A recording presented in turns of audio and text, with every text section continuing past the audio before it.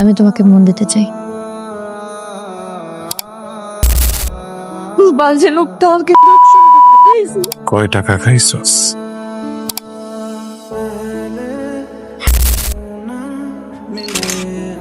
সাবেক একজন কাউন্সিলর হয়ে আপনি বর্তমান কাউন্সিলরের সাথে উচ্চস্বরে কথা বলতেছেন।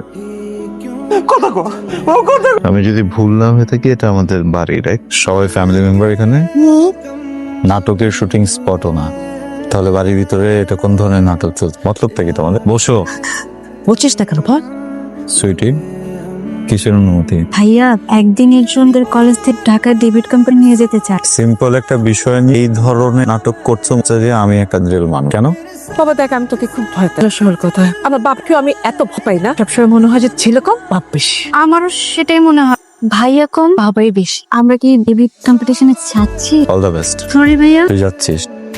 নেহা, জি, আর বোনটা খেয়াল রেখো। Don't worry. কাউকে বলবো না। গান ভয় পাও? ভয় পাওয়ার কিছু নেই, লাইসেন্স করা। আমাদের ডেভিড কম্পিটিশনটা দেখিস, বড় যে আমরা সেকেন্ড রানার্স আপ তো ভাবতেই পারি। আচ্ছা তোর ভাইটা এরকম কেন বলতো? কেমন জানি গম্ভীর গম্ভীর হয়ে থাকে সারা। তার পেছনে একটা কারণ আছে। কি কারণ? আমাদের বাবা ছিলেন এই এলাকার কাউন্সিল। একদিন ভাইয়ার সামনে বাবাকে মেরে ফেলা হয়। সেটা ছিল ভাইয়ার জন্য বড় একটা রঙ। খুব অল্প বয়সে ভাইয়া বাড়ির দায়িত্ব পেয়ে যায়, আর তারপর থেকে আমরা সবাই ভাইয়াকে বাবার সময়ই মানি। এই এলাকার জন্য ভাইয়া অনেক কিছুই করলেন। বাবার হত্যার লড়াই লড়লেন। তুই জানিস ভাইয়া তখনও হাসি খুশি ছিল। তারপরে কেউ নেই। তারপর এমন কিছু ভাইয়ার সাথে ঘটলো যেটা ভাইয়ার জন্য অনেক বেশি কষ্টের ছিল। কি সেটা? ভাইয়ের জীবনে স্বপ্না নামের এক মেয়ে আসে। তারা দুইজনকে অনেক ভালোবাসে। একদিন হঠাৎ করে স্বপ্না আপুর বাবা তাই ঠিক করে অস্ট্রেলিয়া প্রবাসীর সাথে। আর স্বপ্না আপু বিষের বোতল হাতে নিয়ে বলে বিয়ে করলে সে রকিকেই করবে, তা না হলে বিষ খাবে। তারপর আর কি, পরিবার মেনে নিল। তাদের দুইজনের বিয়েও ঠিক হলো। বিয়ে তো ঠিকই হয়ে গেল। তারপর আবার কি সমস্যা? বিয়ের দিন আমরা বরযাত্রী হয়ে যাওয়ার প্রস্তুতি নিচ্ছি। ঠিক সেই সময় খবর আসে বিয়ে বাড়িতে আগুন লাগে। আর সেই আগুনে স্বপ্না আপু পরিত্যক্ত হয়ে যায়। ভাইয়া সেখানে যায়, দেখে তার ভালোবাসার মানুষ, আত্মীয় স্বজন, পরিবার, তার আর কেউ বেঁচে নেই। তারপর থেকে ভাইয়া হাসিটাও চলে যায়। আমি আমার আগের ভাইয়াটাকে না অনেক মিস করি। আবার যদি আমার ভাইয়াটাকে আগের মতো ফিরে পেতাম। প্রতি রাতেই স্বপ্ন আপুর কবরে যায়।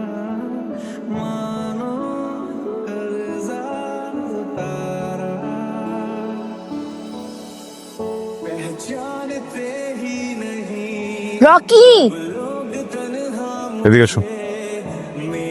জি কি করলো এটা? কি করলাম? বেয়াদবি করতে সমস্যাতে মানে নাম ধরে রাখছো? আমি না না না, আমি নাম ধরে ডাকি নাই। তাহলে? আমি তো বলছি রকি ভাইয়া। ভাইয়া বলছো?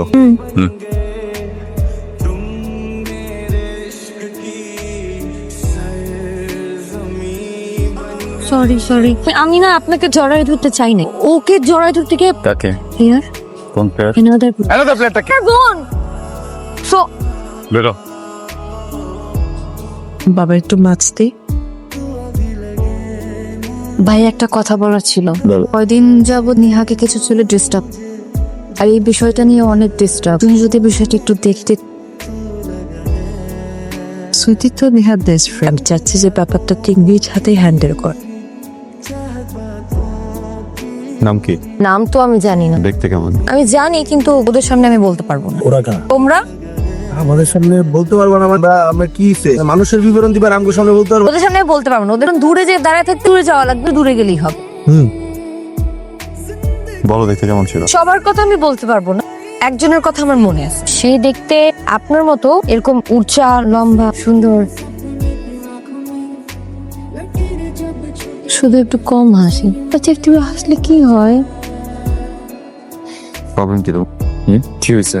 দেখেন, আমি খুব সহজ সরল কথাবার্তা বলি, ঘুরে পেঁচার কথা বলতে পারি। ঠিক আছে? তো অনেকদিন থেকে আপনাকে একটা কথা বলতে, তো আপনার সারাক্ষণ আশেপাশে এতজন মানুষই বলতে পারি, কিন্তু আজকে আমি এই নাটকটা সাজাই আপনার সাথে একটু কথা বলার জন্য। আমি আপনার বিয়ে করতে চাই, মানে আপনি আমাকে বিয়ে করবেন, এরপর আমাদের অনেকগুলো বাচ্চা হবে, আমি আপনার ওয়াইফ হতে চাই। আপনাকে মানে তোমাকে ভালোবাসি।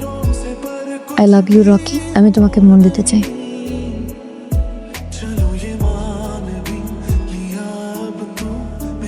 খুশি দেখাইছো না ব্যাটাগিরি? একটা কেন, আর 10টা থাপ্পড় দাও, সমস্যা নেই। মানুষের কাছে হইতে পারে তুমি আমাকে মারছো, আমার কাছে এটা কি জানো? আমার কাছে এটা হচ্ছে তুমি আমার শরীরের প্রথম স্পর্শ। আমি তোমাকে ভালোবাসি। দেখো মেয়ে, তুমি আমার ছোট বোনের ফ্রেন্ড, বয়সে আমার থেকে অনেক ছোট, এই জন্য কিছু বললাম না। নেক্সট টাইম যদি আমার বা আমার বাড়ির আসে খুব খারাপ হয়ে যাবে। ভালোবাসো না ওই মেয়েটাকে? প্রত্যেকদিন যাও ওর কবর, আমিও যাই প্রত্যেকদিন গিয়ে ওর কবর পরিষ্কার করে দিয়ে আসি। আমি তোমাকে ভালোবাসি। তোমার কাছে কি মনে হয় তুমি যদি অন্য কারোর সাথে জীবনটা সুন্দর করে তোমার ওর সাথে চিট করো? সুইটি, হ্যাঁ ভাইয়া, তোর ফ্রেন্ড কি অসুস্থ নাকি? আসে না যে? আমি সঠিক বলতে পারবো না, অনেকদিন হলো আমার সাথেও দেখা করে না। ওকে এই বাড়িতে আসতে বলে যে শুধু নাকি ও ব্যস্ত আছে। আই দবে ভাইয়া, হঠাৎ করে তুমি ওর কথা জিজ্ঞেস কেন করলে? এমনি জিজ্ঞেস করছি। ওকে ভাইয়া, একটা কথা বলি।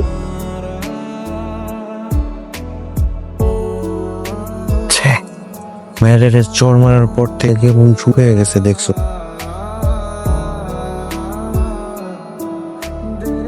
আপনারা এখানে? ভাবি, আপনি আমারে যেরকম দেখতেছেন আমি কিন্তু এরকম ছিলাম না।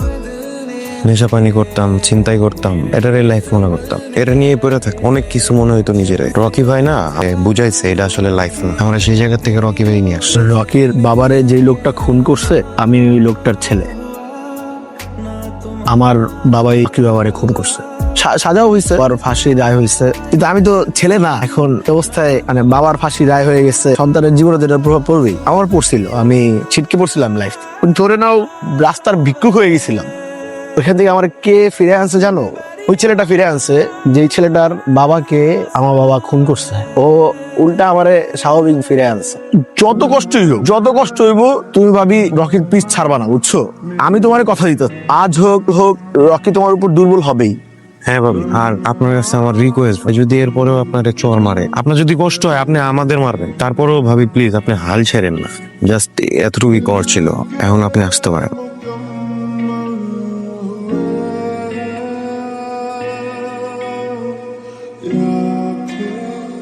কি চাও তুমি? কিছু না, আগের একটা হিসাব বাকি ছিল, সেটা আগে ফেরত দেবো, তারপর যা বলা সেটা বলবো। করো।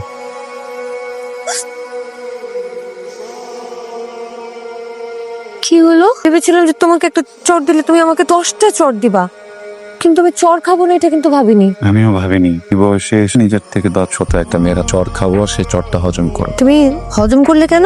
দুইটা কারণ। প্রথমত সেদিন তোমার গায়ে হাত তুলেছিলাম, একদম কাওয়ারদের মতো একটা কাজ করেছি। আর দ্বিতীয়টা? জানি না। জানি না। ন্যাকামি করো কেন? হ্যাঁ, মেয়েদের মতো ন্যাকামি করো কেন? এরকম ন্যাকামি তো আমার করার কথা, আমি করতেছো কেন? জানি না। আবার বলে জানি, মানে আমি না বুঝতেছি না, এই মানুষটা পুরো দুনিয়ার সামনে নেতাগিরি করে আমার সামনে দাঁড়িয়ে খুকিদের মতো বলতে জানি জানি। আমার কিন্তু সত্যি হজম হচ্ছে না। কেন এসেছো সেটা বলো। কারণ কারণ খুব করে চাচ্ছি আমি তোমার সামনে আসি। আর ওই যে ওই দিন যে থাপ্পড়ের ঘটনাটা ঘটছিল না, তো আমার একার প্ল্যান ছিল, এটা কিন্তু সুইটির প্ল্যান ছিল। সুইটির আন্টিও কিন্তু এটাতে। দেখো তুমি প্লিজ সুইটিকে কিছু বলবা না, সুইটি তো এটা একা করে না, আন্টিও তো ছিল, মানে উনিও আমাকে বলছে আমার কথা। আর শুধু আন্টি না, জিম ভাইয়া, রাশেদ ভাইয়া, ওরাও আমাকে বলছে কিছু বলে দিচ্ছি। কিছু জানি তাহলে আমি করতেছি না। কারণ তোমাকে এই অন্ধকার থেকে বের করতে হবে। ওরা কেউ পারবে না, ওরা তোমার ভয় পায়। আমিও ভয় পাই, কিন্তু আমার ভয়ের পেছনে একটা অনুভূতি কাজ করার থেকেও অনেক বেশি। এই অনুভূতিটা হচ্ছে ভালোবাসা। আমি তোমাকে ভালোবাসি রকি। হাফেজ।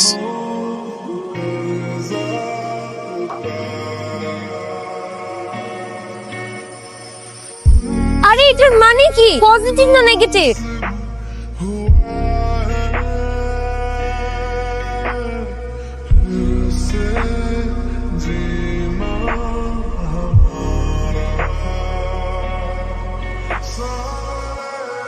আগামীকাল সবারই আসতে হবে, পোলাপান বেশি লাগবো, একটু বড় শোডাউন হইতে হবে। আর রাশেদ, জিম, কোন রকমের কোনো ঝামেলা দেখলে 0 টলারেন্স। ভাই সব ঠিক আছে, কিন্তু 2000 পোলা পাইনি, বাইক শোডাউন কাহিনী আছে।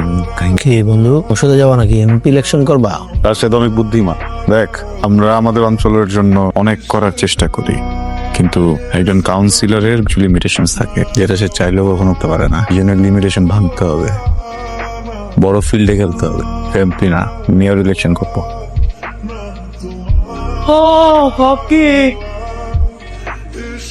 ভালো বুঝলাম না, আমার কানে কি সমস্যা দেখা দিল রে? সরি স্যার, সরি স্যার, আমি আপনাকে বিনা অভিযোগে যদি আজকে তুই কইরা বলি তাহলে কথা শুনবি তুই আমার? স্যার অফিসের সমস্যা কি?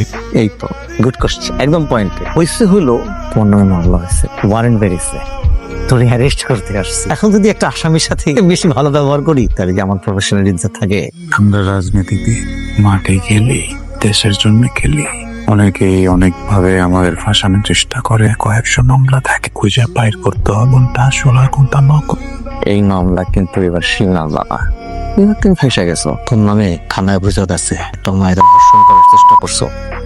তুই তো এবার পেনাল কোড আর সিআরপিসির ধারে পাইসা গেছো। কে অভিযোগ করছে? আমি করছি, বাজে লোকটা আমাকে দর্শন করতে চাইছে। বোন আমার বান্ধবী, সেই সুবাদে ওদের বাসায় যাওয়া আসা করতে। কালকেও গেছি, সে আমাকে কাতুমের মধ্যে অমানুষ একটা। কয় টাকা খাইছস? এই, আন্দালা করে। মামলা তো একটা না রকি, মামলা আরো অনেকগুলো হবে। 10 বছরের আগে যদি তুই বেড়াতে পারস না, তাহলে আমার নাম আমি পাল্টায়া গোল্লক।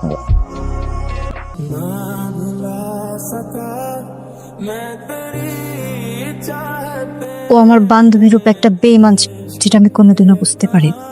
শুধুমাত্র ওর কারণে মা মারা যাওয়ার সময় তুমি পাশে থাকতে পারিনি। মায়ের জানাজার সময় তোমাকে প্যারালো মুক্তি নিয়ে আসতে হলো। আমি ওকে কোনোদিনও ক্ষমা করতে পারবো না। মেয়েরা শুধুমাত্র আপনার জীবন নষ্ট করে নাই, আমাদের সবার জীবনই নষ্ট করছে ভাই। বন্ধু, তোমার লগে যতবার গেছি জেলে ততবারই কইছি, খালি একবার অনুমতিটা দিয়ে দাও, খাই দিও রে। যা করে দিতাম বন্ধু, বারবার কইছি, না করছো। ওর জন্য যখন পুলিশ আমারে ধরে নিয়ে গেল, প্রতিপক্ষ পরে একটা মামলা দেওয়া শুরু করে। পুলিশ অনেক টর্চার করছে রে, কিন্তু বিশ্বাস কর, পুলিশ কারো উপরে আমার কোনো ক্ষোভ নেই। আমি জানতাম ওরা আমার শত্রু, জানতাম ওরা যেদিন সুযোগ পায় ওটা দিব। আমি জানি হয় কই আস। এই রেস্টুরেন্ট বন্ধ করে বের হয়েছে। ও তারা এসো খাও। Shoot me. তুমি আমার জীবন থেকে সব থেকে সুন্দর জিনিস, সেটাকে আমি আমার লাইফের থেকেও বেশি ভালোবাসছি, সেই জিনিসটা তোমার ছিনাই গেছে। আমার বাবা তোমার শিক্ষক আর তুমি আমার বাবার ছাত্র। ঠিক ছাত্র হয়ে গেলো, তাই আমার গায়ে হাঁটতে দে। তাও আবার একটা মিথ্যা অপবাদের উপর ভরসা করে। ঘটনাটা শোন নাকি মিথ্যা, যাচাই না করে অন্য মানুষের কাছ থেকে শুনে তুমি আমার বাবার গায়ে হাত তুলতে পারবে। আর যদি আমার বাবা কোনো ভুলও করে থাকে, সেটার জন্য তো এই পৃথিবীতে আইন আছে, আদালত আছে। আমি সবার সামনে আমার বাবাকে যে অপমানটা করেছি, এটা সে সহ্য করতে না পেরে দুঃখে কষ্টে আমাকে ছেড়ে এই পৃথিবী ছেড়ে চলে গেল।